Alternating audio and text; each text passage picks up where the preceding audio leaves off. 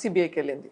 ఎందుకంటే మీరు చూడండి, చీఫ్ మినిస్టర్కి ఇంత దగ్గరగా ఉన్న బంధువులు ఒకరు ఇన్వెస్టిగేషన్ చేయించండి అంటున్నారు, ఒకరు నిందితుడు అనే ఉంది. కాన్ఫ్లిక్ట్ ఆఫ్ ఇంట్రెస్ట్ ఉన్నదా? ఏ మనిషికైనా మన సొంత బంధువులు నిందితులైతే గన వాళ్ళని ప్రొటెక్ట్ చేయాలి అన్న భావన ఉంటుంది. జస్ట్ ఆ క్లారిటీ కోసమైనా సరే ఏ కాన్ఫ్లిక్ట్ లేకుండా ఉండేదానికి ఇండిపెండెంట్ ఏజెన్సీకి ఇస్తే అప్పుడు ఎవరికి అనుమానాలు ఉండవు. ఇప్పుడు కోర్టులో ఒక స్టేట్మెంట్ ఉంటుంది, justice should be done and also should be seen to be done. Correct words కాదనుకోండి, బట్ మనం చేసే పని కరెక్ట్గా చేయాలి, అవతల వాళ్ళకి కూడా అనిపించాలి మనం కరెక్ట్గా చేస్తున్నామని. మన ఇంట్లో వాళ్ళే ఇట్లా కంప్లైంట్ చేస్తూ ఉంటే కన్నా అక్కడ ఆబ్వియస్లీ కాన్ఫ్లిక్ట్ ఆఫ్ ఇంట్రెస్ట్ వస్తుంది. జస్ట్ ఆ అనుమానాలు పక్కన పెట్టడానికైనా ఇండిపెండెంట్ ఏజెన్సీకి పెట్టేస్తే సరిపోతుంది కదా. ఇట్లా కూడా చాలాసార్లు ఆర్గ్యూ చేశాను. అంటే బేసిక్ ఇక్కడ ఇదే చోట ఆ రోజు పార్థివ దేహం ఉన్నప్పుడు జగన్మోహన్ రెడ్డి గారు అన్నది ఏంటంటే దీని మీద ఒక సిబిఐ ఎంక్వైరీ ఖచ్చితంగా వేయాలి, విచారణ జరిపించాలి అన్నారు. కానీ సీఎం అయిన తర్వాత అదే సిబిఐ ఎంక్వైరీ అవసరం లేదని పిటిషన్ ఉపసంహరించుకున్నారు. ఆ రోజు బాధపడ్డారా? చాలా. ఎందుకంటే ఇన్ఫ్యాక్ట్ ఆ పిటిషన్ పెట్టకముందు కూడా think last I spoke 30th of December 2019. ఆ రోజు నేను సజ్జల రామకృష్ణారెడ్డితో మాట్లాడినప్పుడు ఇన్ఫ్యాక్ట్ నాకు అష్యూరెన్స్ ఇచ్చాడు, అమ్మమ్మ మీరు ముందుకెళ్ళండి, మేము కూడా ఒప్పుకుంటాము సిబిఐ ఎంక్వైరీకి అని చెప్పేసి. అంటే అట్లాంటప్పుడు ఎందుకన్నా నేను ముందుకు వెళ్ళాలి, మీరు ఇచ్చేస్తే సరిపోతుంది కదా, నేను సిబిఐ కోసం వెళ్తే కన్నా మీకే కదా చెడ్డ పేరు, అన్న గవర్నమెంట్ మీదకి అగేన్స్ట్గా పోతున్నట్లుంటుంది కదా అని. వెళ్ళు అని చెప్పాడు. అట్లా చెప్పిన మనిషి మళ్ళీ యూటర్న్ తీసుకున్నాడు. కానీ జగన్ రీసెంట్గా ఎన్నికల ప్రచార సభల్లో నాన్నగారి హత్య కేసు గురించి పదే పదే ప్రస్తావిస్తూ వస్తున్నారు. చిన్నాన్నని హత్య చేసిన వాళ్ళకి నా చెల్లెళ్ళే మద్దతు ఇస్తున్నారు అని. మా చిన్నాన్నని హత్య చేసిన దస్తగిరి అనేవాడు బయట తిరుగుతున్నాడు, అతన్ని వీళ్ళు సపోర్ట్ చేస్తున్నారు అని. మీరు షర్మిల గారు దస్తగిరికి సపోర్ట్ చేస్తున్నారు అన్నట్టు. ఇన్ వాట్ వే? ఆయన చెప్పినంత మాత్రం మేము సపోర్ట్ చేసినట్లు అవుతుందా? ఏ విధంగా సపోర్ట్ చేస్తున్నాం అది కూడా చెప్పాలి కదా. ఆయన ఊరికే ఇట్లా అలిగేషన్స్ చేస్తాడు, మేమే చేస్తామంటాడు, రుజువులు చూపించాడు, మేమే సపోర్ట్ చేస్తామంటాడు, రుజువులు చెప్పాడు. ఏదైనా ఒక స్టేట్మెంట్ చెప్తే రుజువులు కూడా చెప్పాలి కదా, ఊరికే అలిగేషన్స్ వేస్తే సరిపోతుందా? In what way are supporting Dastagiri? Police or CBI and కోర్టుకి మధ్యన ఉండేది అప్రూవర్డ్ స్టేటస్, అది నేను కంటెస్ట్ చేయలేదు అంటున్నారు. That is between the court and the approver and the investigation agency. దానికి నాకు ఎట్లా సంబంధం ఉంది? ఇప్పటికి కూడా వాళ్ళు అక్యూస్డ్ కిందనే పెట్టారు కదా, అక్యూస్డ్ టర్న్డ్ అప్రూవర్ అని అంటున్నారు. ఇప్పటికి కూడా ఆయన జైలుకి పోవడం ఏం లేదు కదా. ఎట్లయితే అవినాష్ బయట ఉన్నాడో ఆ లెక్కన అవినాష్ కూడా బయట బెయిల్ మీద ఉన్నాడు, దస్తగిరి కూడా బయట బెయిల్ మీద ఉన్నాడు. రేపు ట్రయల్లో ఆయన తప్పు ఉంది అని తెలిస్తే జడ్జ్ పంపిస్తాడు జైలుకి. Then what difference does it make? నీకు ఈరోజు జైలుకి పోలేదు, తర్వాత జైలుకి పోతాడు అంతే. అది నిర్ధారించాల్సింది కోర్టు. నేను ఎట్లా డిసైడ్ చేస్తాను? నేనెవరిని?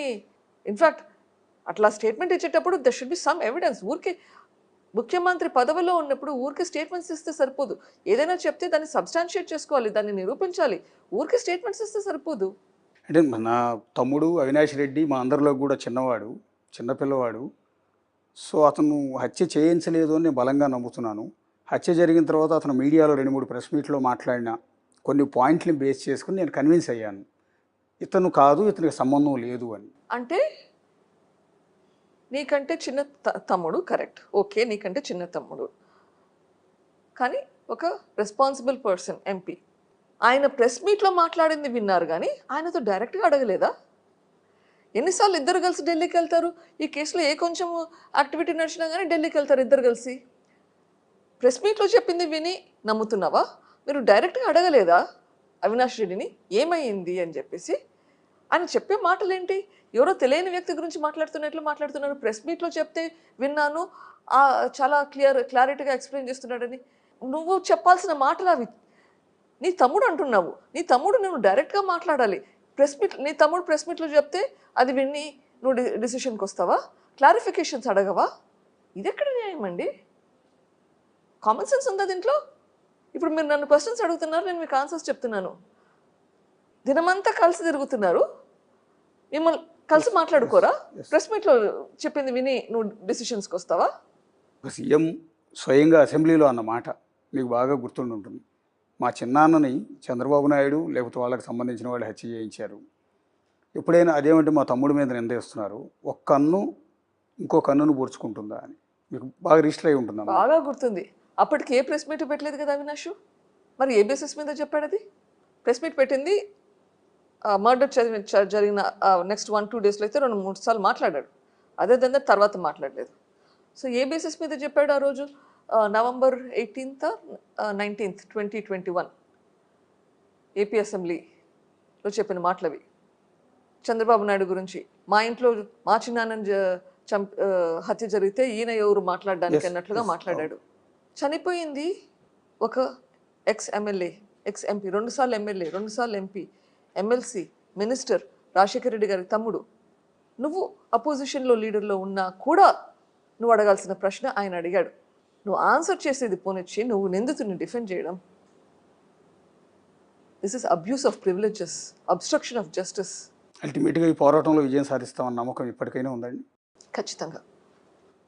ఇది న్యాయ పోరాటం. ఏ రోజైనా న్యాయం గెలవాల్సిందే.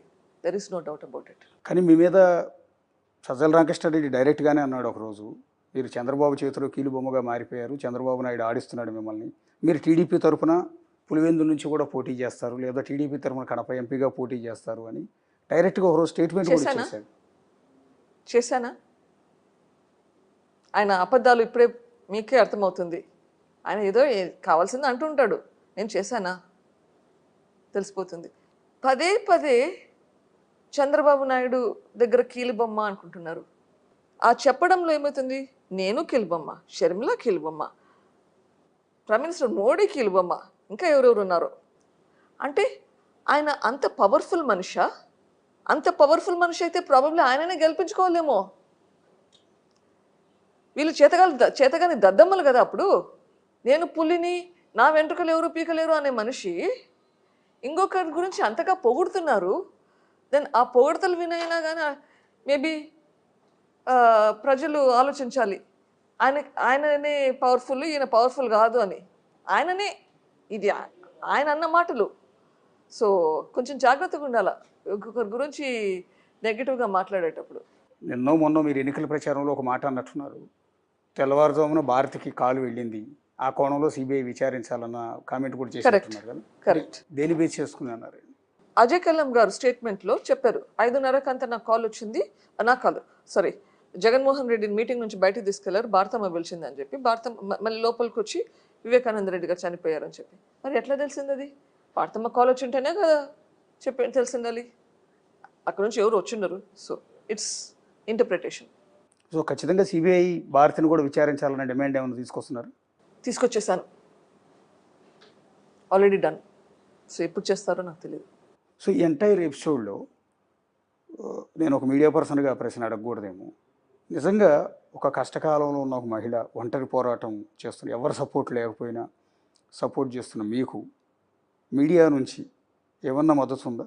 ఒంటరి పోరాటం అంటే definitely families we are together in this and support from like minded people from all aspects. ప్రతి చోట నుంచి సపోర్ట్ అయితే ఉంది. మీడియా నుంచి డెఫినెట్గా సపోర్ట్ ఉంది, నాన్ మీడియా నుంచి సపోర్ట్ ఉంది, from officials, from legal system డెఫినెట్గా సపోర్ట్ ఉంది. Without support you can go forward. ఎందుకు సపోర్ట్ చేస్తున్నారు? ఇప్పుడు మీరైనా ఆర్ ఇంకొకరైనా సపోర్ట్ చేస్తున్నారంటే they believe on the cause. నాకు ఇండివిజువల్ పర్సన్కి సపోర్ట్ కాదు, ఆ కాస్ అయితే ఏదైతే ఫైట్ చేస్తున్నామో ఆ కాస్ ఫైట్ చేస్తున్నది కరెక్ట్ కాస్ అని సపోర్ట్ చేస్తున్నారు. అంతెందుకు, సింప్లీ పుట్ మొత్తం ఆంధ్రప్రదేశ్ తెలంగాణ రాష్ట్ర అందరి సపోర్ట్ ఉంది, except my family of course, but రాష్ట్ర ప్రజల సపోర్ట్ అందరిది ఉంది. కొందరు బయటపడలేకున్నారు. In fact let me correct that, my family also given an option they would like to support, but they're probably too weak at this point. Anyways, that's besides the point. రాష్ట్ర ప్రజలందరూ support చేస్తున్నారు, నాకు support లేదని ఎందుకు అనుకుంటున్నారు? ఈరోజు ఎలక్షన్లో అయిపోతే June 4th మీకు తెలుస్తుంది ఎంత సపోర్ట్ ఉంది అని చెప్పేసి. ఈ కాస్ ఎంతమంది ప్రజల్ని అఫెక్ట్ చేసిందో, ఎంత సపోర్ట్ ఉందో మీకే తెలుస్తుంది జూన్ 4th. ఖచ్చితంగా అవినాష్ని ఓడిస్తారా? ఖచ్చితంగా. ఎందుకంటే ఇది నా పోరాటం కాదు, ఇది ప్రజల పోరాటం, ఇది ప్రజా తీర్పు. మీకు ఇక్కడ ఒక బాధ కలిగిస్తుంది బహుశా, అది ప్రస్తావించచ్చో లేదో కానీ, నిన్న సీఎం జగన్ అన్నమాట నేషనల్ మీడియాతో మాట్లాడుతున్న ప్రతి సందర్భంలో 2-3 బహిరంగ సభల్లో కూడా అన్నారు, మా నాన్నకి రెండో భార్య ఉంది, ఆ రెండో భార్యకు ఒక కొడుకు కూడా ఉన్నాడు, ఇది వాస్తవం కాదా అన్న అంశాన్ని పదే పదే ప్రస్తావిస్తున్నారు. ఎందుకు ప్రస్తావిస్తున్నారు ఎవరికి అర్థం కాల. పర్సనల్ విషయాలు తేవాలంటే నేను కూడా చాలా విషయాలు తేవచ్చండి బయటికి, పద్ధతి కాదు. కేసుకి సంబంధించి ఏదైనా ఉంటే చెప్పండి, అనవసరంగా పర్సనల్ విషయాలు, అది కరెక్టో లేదో ఆయనకి ఎట్లా తెలుసు? అసలు నాకే తెలియని విషయాలు ఆయనకి ఎట్లా తెలుస్తుంది? ఒకవేళ